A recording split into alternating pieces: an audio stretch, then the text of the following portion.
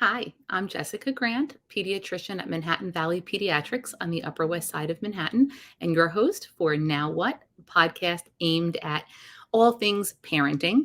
For those of you who haven't seen this before, Now What was born out of a desire to make those early parenting years a little bit easier and a little bit more fun. I remember vividly when my sister brought her first daughter home from the hospital and she told me I laid Annabelle in the bassinet, and I thought to myself, oh shit, now what?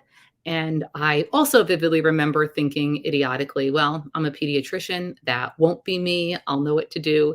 And then 3 years later, I brought home my first and I laid Penny down in the bassinet and had the same exact experience of, oh no, now what? And to that end, I hope with this podcast, we can begin to answer some of those questions. Now, what when it comes time to feed? Now, what when it comes time to sleep train? Now, what when it comes time to deal with reading? And to that end, today we have on Caitlin Murray, the internet sensation and mastermind behind Big Time Adulting, her Instagram account, and her podcast. I cannot be more excited. I'm a little bit fangirling. I don't do a lot on the internet, and despite doing this podcast, and this is one of the few accounts that I follow on Instagram at night when I come home, put my kids to bed, sit on the couch, and the boogeyman comes out, all those worries saying, how many ways did I mess up parenting, mess up my kids today? And I scroll through Instagram and I come across her posts and I crack up and realize we're all doing this. We're all messing up and all our kids are going to be okay. And so that's what she gives me. And for that, I cannot thank her enough. So to that end, Caitlin, do you want to introduce yourself? I would be happy to introduce myself. I don't know what I could possibly say beyond what you've just given me. Thank you so much. I do certainly know how to fuck up as a mom on the regular. And yeah, I just started my journey on Instagram. After my son was diagnosed with cancer in late 2016, he was only 3 years old and was diagnosed with pediatric leukemia, ALL. And that was just an obviously horrific and whirlwind situation for our family, and a very long treatment protocol, which came as a big shock to me. It lasted over 3 years.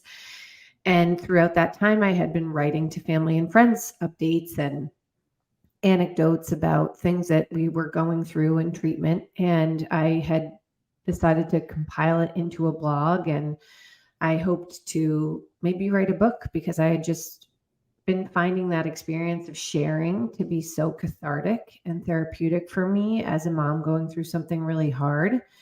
And I really enjoyed the sharing and being able to put my feelings out there. I think one of the things that I felt to be um, really important to me was to say how I was feeling and not let anybody else sort of decide for me how I was feeling. So there were no secrets. And then I decided to take my show on the road, and I started my Instagram page just to see if I could build an audience to eventually get a book deal one day, that sort of thing, because of how much I enjoyed the writing.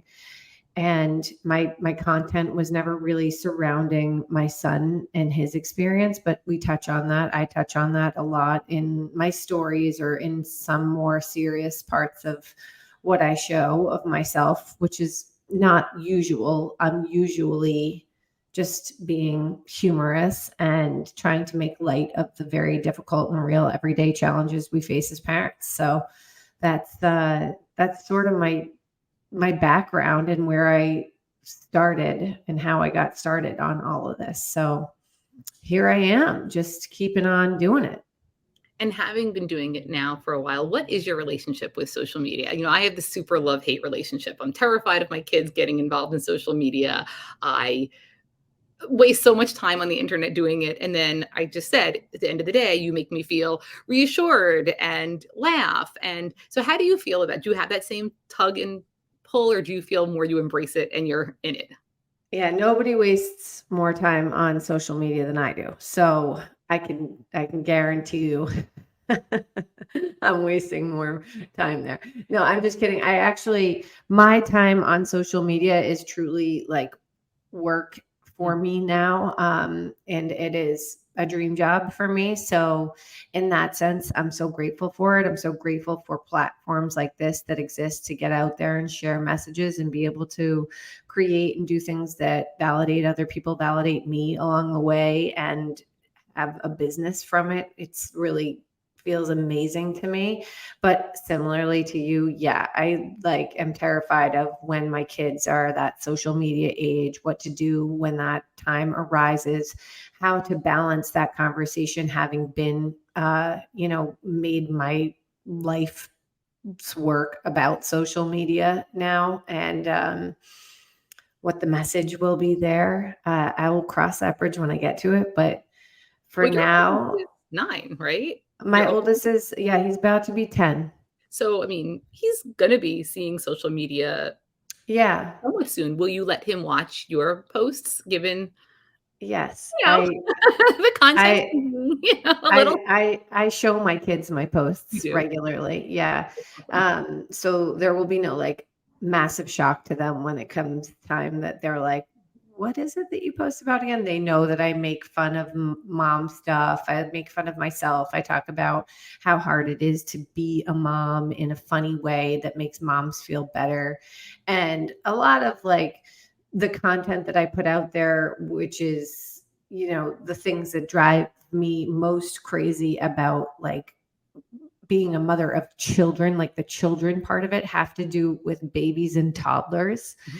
And since they are no longer babies and toddlers, they love making fun of their little brother along with me, my two older kids. So they get a kick out of that part of it. And then the other parts, it's just like, hey, listen, this is my honest experience and I'm sharing it. And um, I have to kind of do and say what I'm compelled towards doing and saying right now. This is kind of following my own path. And I hope that you will do the same, you know?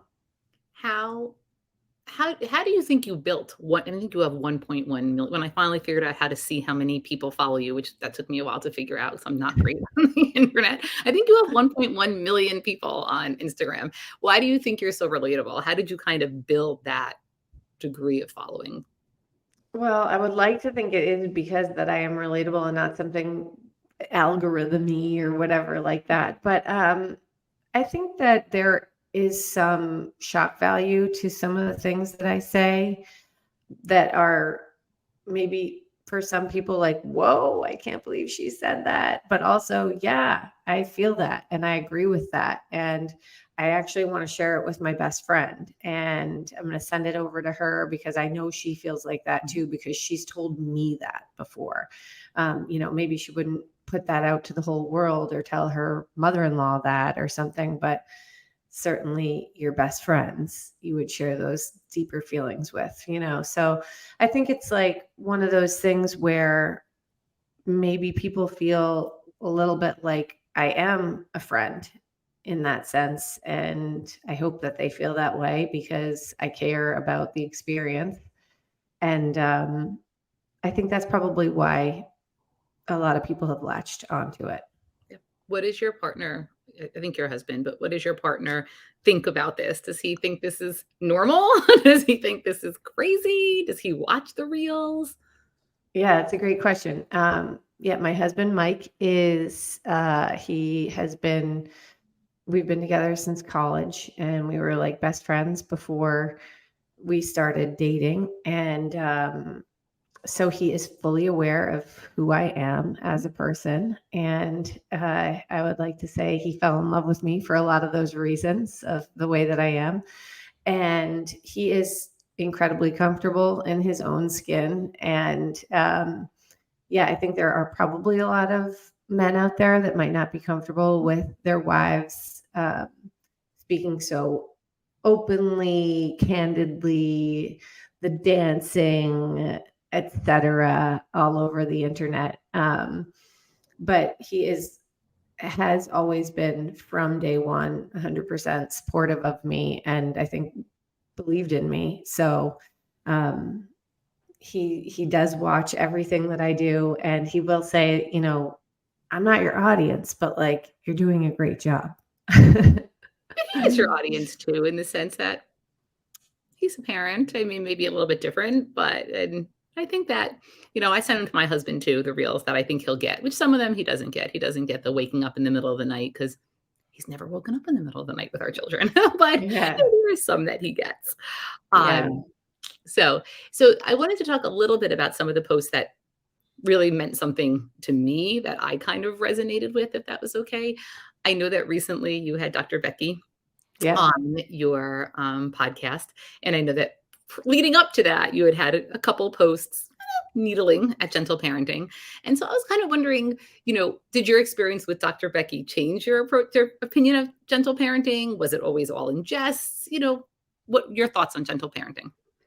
Um, I'm not one to beat around the bush or not be honest. So, my thoughts on gentle parenting are I don't like that name, gentle parenting, because I just find it to be a bit of a misnomer. I think like at our hearts, this generation of parents, as opposed to our parents or our grandparents, certainly are a lot more empathetic to our children, accommodating of their emotions, needs, wants. And I certainly do that with my children. And I'm a talker. I like to talk it out. But when I say no, or when I say, it's time to go and nobody has listened 3 times in a row, I'm apt to lose my shit and say, get in the car, like my Batman voice will come out. And that is part of life. I'm never not going to do that. And I don't think that that makes me a bad parent. I think that makes me a totally normal parent. I don't think that like it actually works to stay fully in control of your emotions all the time. Sometimes the only way to get a response from your children is to elevate your own emotions. In my experience as a mom, that being said, I have great kids and a great relationship with my kids. And we have a lot of conversations about their feelings and validation of their feelings. And I try to do that when the time is right and appropriate. But gentle parenting is not a term that I will ever latch on to. Totally fair. It's very hard as a pediatrician. I give all this advice based on gentle parenting, and then I come home and I feel like I don't gentle parent at all some nights. I'm like, where was any of that in there? So Yeah. I think that the idea that we all do our best and sometimes we don't succeed is okay. And I think that's the hardest part for me is it feels like you have to do it all the time. And that Yeah. pressure feels unsustainable. Yeah, I think the other part about it that sort of annoys me is that there is a script that you could possibly follow that could, heed a certain result every time that you use this script or whatever, certain words that you can say. And in my heart, the each child is totally different. So like you can never use in my experience, like there is no single one way of parenting that garners results in for each of the kids. Like you have to cater it towards it's psychological warfare. We're getting a little crazy over here, and I don't think that like there's anything that I could be taught to say to my kids because I know my kids best and my kids know me. So if I was saying something that was like, here, try saying this, they'd be like, who are you? Where's mom? Like, this sounds crazy, you Right. know? The other post that I really related to was the one where you talked about, the 8-hour sleep mom is the drug. That's the mom you want, and you don't want the other mom. How do you protect your sleep? How have you figured out a way to do that? Do you guys split your overnight duty? Are your kids old enough it's not an issue anymore? My kids are still up a lot somehow despite sleep training. Have you figured out a trick? No, I haven't figured out any tricks. My kids are like, my youngest is 4 now, and everybody generally sleeps through the night. That being said, with 3 kids, young-ish kids in the house, somebody at some point is bound to wake up, have a nightmare. Maybe my little guy like wet through his pull up, and that happened last night. It's just like, oh, my bed is wet. And now, so you're up changing sheets in the middle of the night. My husband leaves for work at the ass crack of dawn. He's up and out of the house before anyone's awake, well before anyone's awake. And so in my career, I have worked outside of the home, inside the home, part-time, full-time, stay-at-home mom, and now I'm a full-time working from home mom and caretaker, which is probably the busiest I've ever been. But that being said, I get a little bit more sleep in the morning, and I've typically always taken those night shifts. He does it when like he's the one who wakes up. There's times that like maybe a kid calls out in the night and I haven't heard it because I wear earplugs while I'm sleeping. But yeah, it's mostly always me. And Okay. I haven't figured out how to protect an 8-hour night sleep. It's few and far between when that happens, but it's not like those newborn days where you're just, completely sleep deprived, going insane, feeling miserable. I would like the record to show when my kid wets the bed, I put towels on top of the wet spot and do not change sheets overnight. Yeah. So See you I in the morning. show that option to you Yeah. because I am not changing sheets and waking the other kid sharing a room up when one kid has peed through the bed. So Yeah, totally. towels work great. And I know you say you oftentimes end your post, although I feel like a little bit less lately with get yourself a snack. Where did that come from? I read it as self-care. How do you protect your self-care? Yeah, I don't know really where that came from. I feel like it sort of came from my dad. My dad always just like, let's get a snack, let's have a snack. My parents are both like nourish you with food type people. And I feel like good food and snacks or whatever feels like home to me, and just like a nice, like you said, self-care, take care of yourself a little bit, do something that makes you feel good, but also just brush this off your shoulders. Like, don't take it all so heavy, so seriously. Like, get yourself a snack. It's like, don't worry about it. Not that big of a deal. Um, it's hard to say like how you protect your self-care as a mom. I think that there is in my world, in my experience, I don't really think that like I have found a way to really and truly integrate what the world puts out there is like good self-care. I think that this is like a season of life where our kids are really young, and it is an absolute rat race every day, kind of just getting through the day. And if you have, I always make time for exercise. That's one thing that like I always been able to prioritize or fit in, even if I can only grab 15 minutes to get a sweat.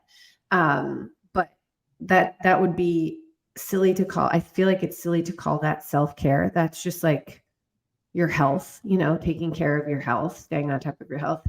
Extra stuff is just like hard to fit in. And sometimes I feel more stressed out by somebody telling me to, incorporate self-care into my routine. I'm like, I don't know how to do that right now. I just don't have time. I haven't brushed my teeth yet today. I don't know what to tell you. Do your parents, this is not what I was going to ask next, but do your parents watch your reels?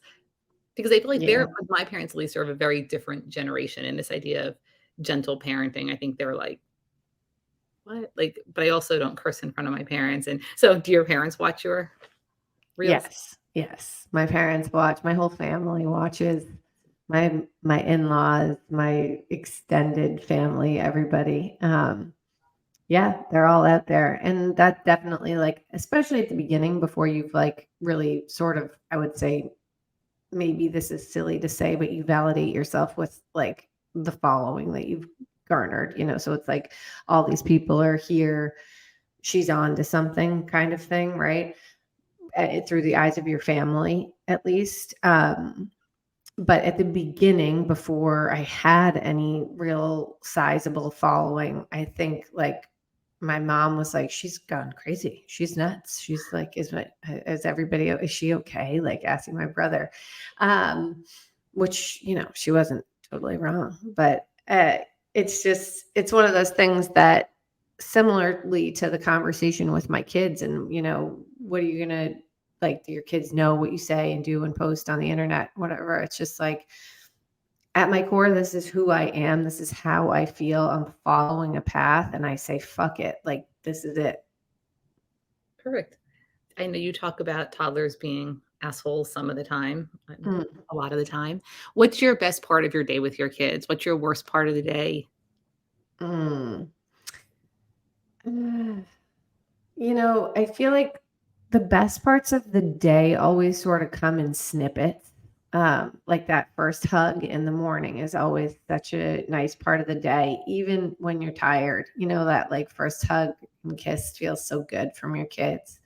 Hug and kiss on their way out the door off to school, and that hug and kiss when they get out of school, when you go to pick them up. Like there's nothing better than like their eyes opening wide and running at you for a hug, because they're still at that age where they don't care that it's running to mom.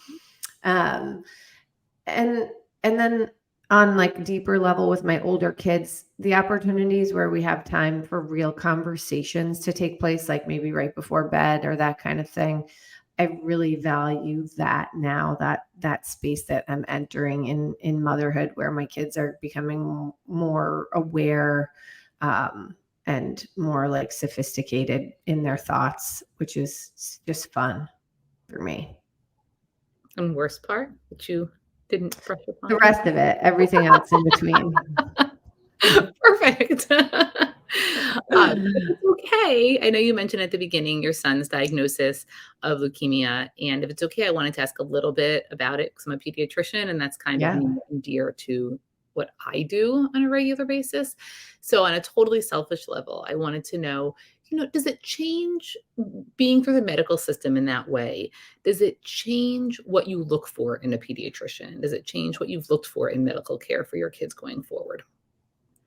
I think more than anything, it changed the conviction that I have in myself as a mom, because I was the one that really pushed our pediatrician to get the blood work. And I was the one who really truly felt that something was seriously wrong with my son. And I was being told by doctors that it was probably just a virus on top of a virus and that kind of thing. And no, like no harm, no foul, whatever. I guess it's not no harm, no foul in this situation, but 99.9% of the time they would have been correct. Um, and so I do appreciate when doctors are not alarmist, but I think that what I've learned mostly is that if I have a feeling inside as a mom, knowing your kids better than anyone else in the world, that you just need to trust your gut and go for it and don't feel badly or like a nag or anything like that if you need to get to the bottom of something. Because even if you're wrong and the doctor is right, which happens all of the time, um, you'll never regret going the extra mile and following your instincts on stuff like that. So I think that's probably what I learned the most out of this, was to trust myself more. Okay, that's great. In terms of me as the pediatrician, again, this is kind of a selfish question, but any way what ways did you find that your pediatrician? I think largely in my experience, when it comes to the oncology world, oncology kind of takes over that patient for the 2 or 3 years of treatment. We oftentimes don't even see those kids for 2 or 3 years, because they're doing vaccines, they're doing maintenance care as well as oncologic care. But we do see your other children typically when we have a family who goes through this. And so, what can we do to support our families who are going through any kind of medical trauma of any sort? Did you find anything your pediatrician did that you liked or anything they could have done different? And I realize this is kind of a very specific question for our audience, but I can't not take the opportunity to ask. Yeah, I can't put my finger on anything specifically, but I love our pediatrician, that we see now with my kids, and she has a great bedside manner and just was always asking for how my older son was doing while we would be in for, the 2-year checkup with my daughter, etc. And they were also like very conscious of anything that popped up with my other kids. They, paid closer attention to it. So I felt like that there was like a very intense level of care for my other kids um, when my son was going through treatment, and making sure to, check all the boxes when it came to whatever it was that popped up. Like it was actually, I think it's the 2-year mark where the kids get tested for lead. Mhm. Mhm. Um, Yeah. and then my daughter, actually, when she turned 2, had some other thing pop up in her blood work that was like it was a slight, um, like slightly lower neutrophil count. And this is obviously like pretty not general knowledge talk right here, but if you have a child with leukemia, you know exactly what that means. And that raised a red flag for them, just because her brother had leukemia and was diagnosed at a similar age. And so we did do a full CBC for her, just to make sure everything was totally fine. It was just because, the finger pricks that they do um, with those lead testings are just not a comprehensive Mhm. test. But there was, they probably wouldn't have followed up if it hadn't been her. Right. So Right. um, And that then, kind of stuff. okay. And then as a mom, which might hopefully apply to more people, having been through something so traumatic and so, I'm sure, life altering for your entire family, how do you approach the next bump in the road with illness? When your son or your other kids develop a cough, how do you not go down the rabbit hole of what is this cough, or they develop a rash, or how do you go back to saying these are still regular kids who get regular illnesses? As a parent, how do you recalibrate there? It's really hard. There was definitely a period of time where I was incredibly anxious about any illnesses, or like, especially things that were like unexplainable that would come up, like a rash or whatever. Like, where did this come from? What is this?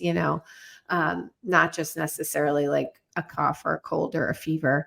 The thing that I really learned going through this process with my son is that, well, children get better within a pretty like short period of time. Like if they're not getting better within a week, you got to go check it out.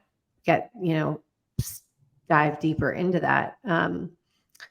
Kids who are sick, whose immune systems are not functioning, do not start getting better. And that's the biggest thing that I think that I could put my finger on, that I lean on when I feel like my anxiety starts to rise in those situations. I just have to take a deep breath, wait this out, see what's happening in a few days. Are they showing signs of improvement? If yes, it's going to be fine. I think that's a great takeaway for like all patients, because we say that a lot. Give it 3 days, come back in. And I know that those 3 days are tough, but it's good to hear from a parent that you can train yourself to do that, and we can meet at Yeah. the middle ground. Well, thank you. Thank you for sharing that part. As a doctor, I kind of wanted to dig in there a little bit.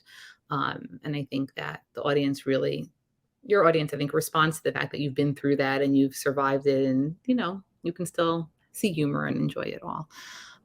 So now I thought maybe I could ask you some tricks of the trade of parenting, uh, Yeah. because we're all looking for ways to glue our day together a little bit more easily. First of all, how do you think your parenting style has changed with each kid? Do you think that's kid based? Do you think that's just experience based? Yes, my parenting style had to change with each kid, because my oldest son was just, I don't know if I believe in birth order stuff entirely, but he was definitely a very typical firstborn rule follower. Very, emotionally intelligent in terms of picking up on other people's emotions around him, aware of what was going on. And my daughter was just very typical, like toddler, 1-year old, 2-year old, like didn't give a shit about other people's emotions, and did not particularly enjoy following the rules. And I just had like tricks that I used with my son, like 1, 2, 3, like I'm going to give you to the count of 3 to come over here to the door, or I'm going to come and get you and pick you up and take you over to the door.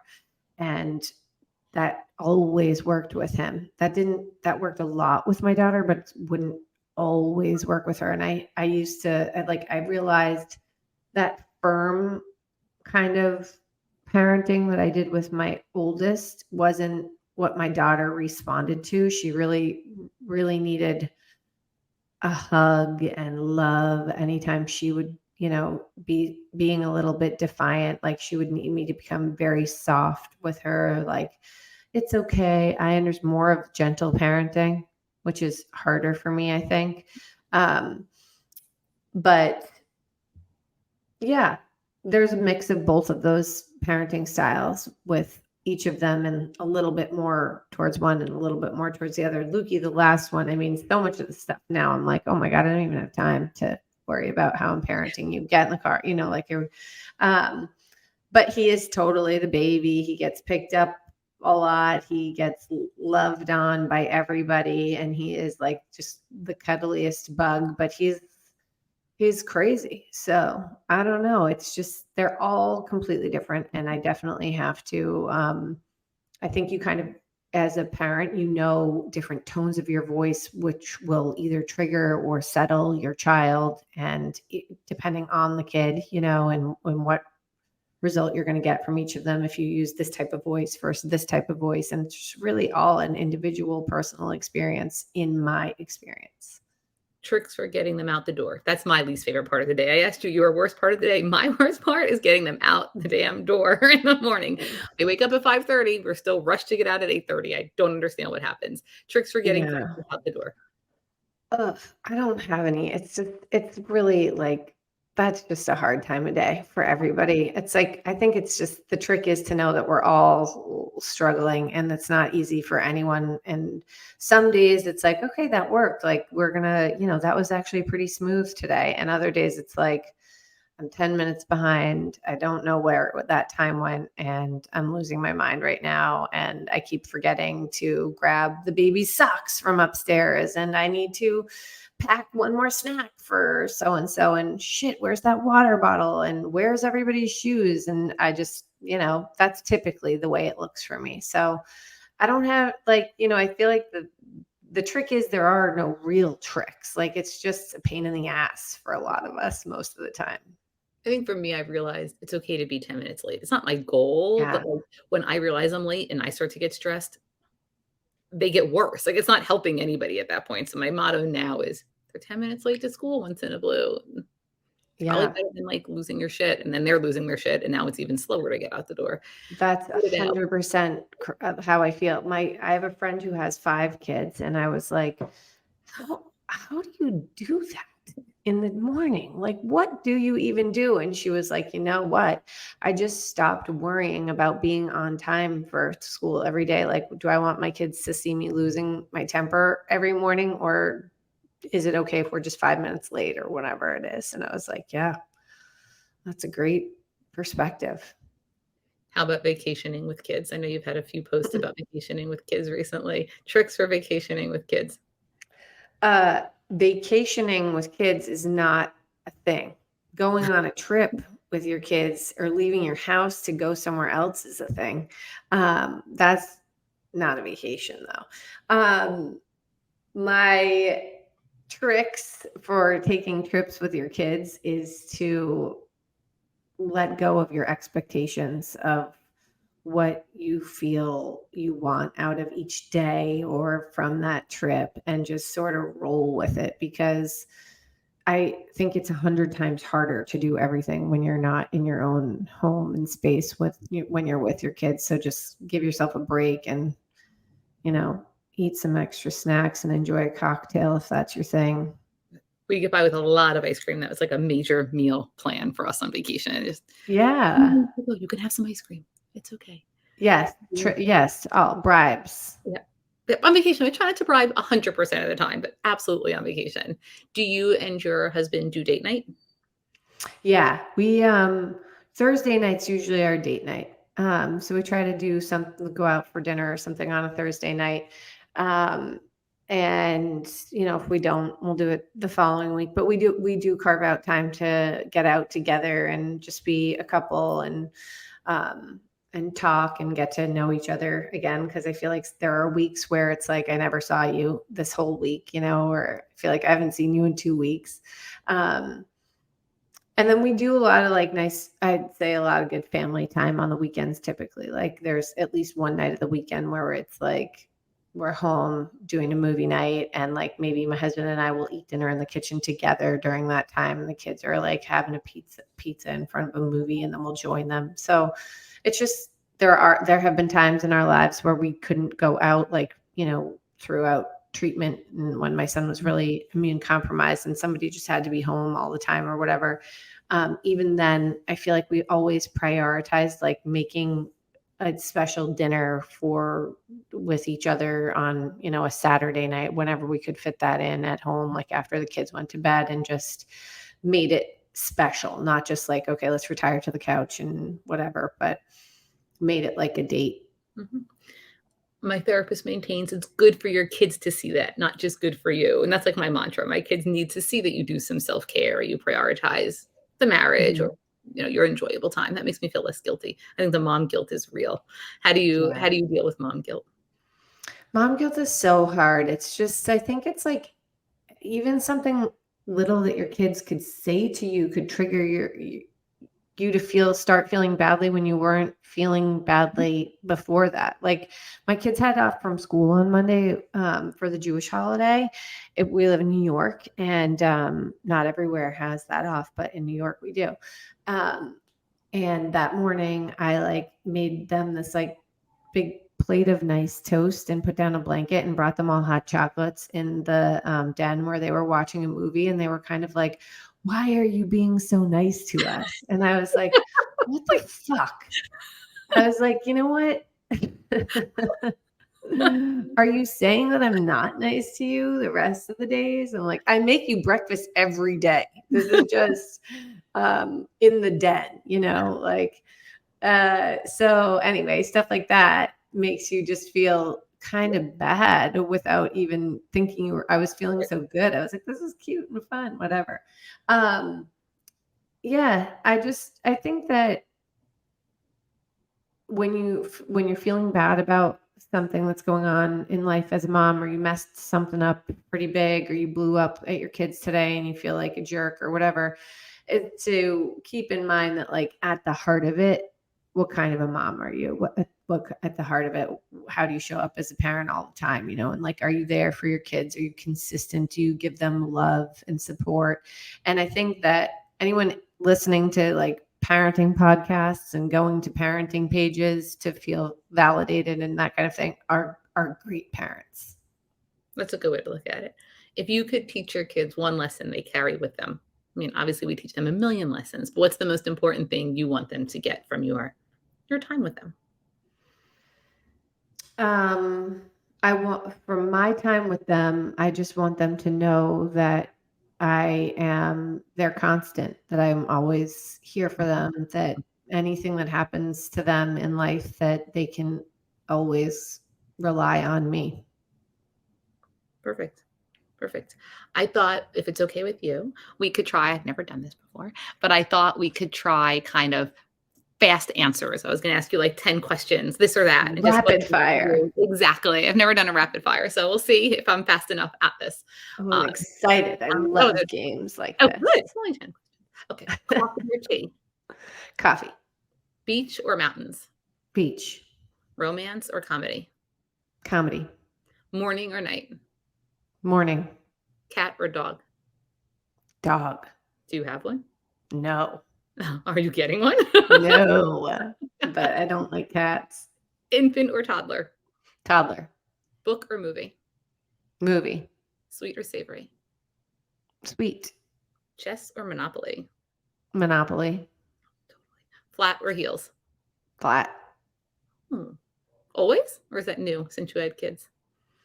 I wear heels still, but I'd always rather be in flat. Are you not 5 feet? Those of us who are 5 feet do not always feel that way. I'm 5'10", so. Oh, very different for you then. What's next for you? What's next in your, where do you want to go from here?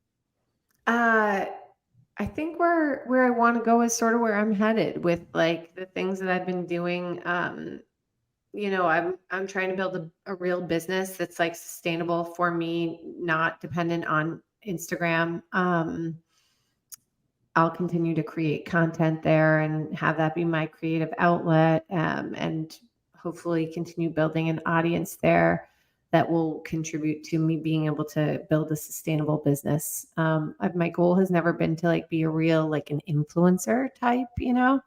I will do some brand partnerships along the way, but what I really want is to create something that's like mine outside of that, that is really my business, and that's what I'm sort of working on now. And that it's hard, and you can doubt yourself a lot, and wonder if this is going to work or that kind of thing. And I always thought that along the way when I started my Instagram page as well, not knowing what was going to happen or where this was all going to go.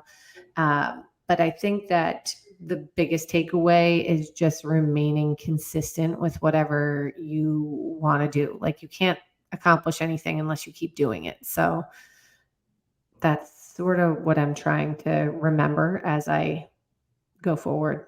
Do you still think you'll write a book? Have you Yeah, written a book? definitely. I haven't written a book yet, but I will definitely write a book at some point. And last question, what's the one message you would want to ask your kids would take away? What's the one message you would want your audience to take away from the content you put out there? I've said this, I've been asked this before, and I've said this before, that I think that the one thing that I would always want people who follow me to take away, is that the mom that you are is the best mom for your kids. Just be confident in yourself and your way and the way that you're doing things, and kind of block out the noise of the things you see on social media or from friends or other influences that make you doubt your instincts or your own conviction in your ability to be the best mom for your kid, because you're the only mom that could be the best mom for your kids. I love that. Thank you. I needed that today. Thank you. Any final words before we sign off? I don't know. Get yourself a snack. Perfect. I Thank should you. but on the mic, get yourself a snack.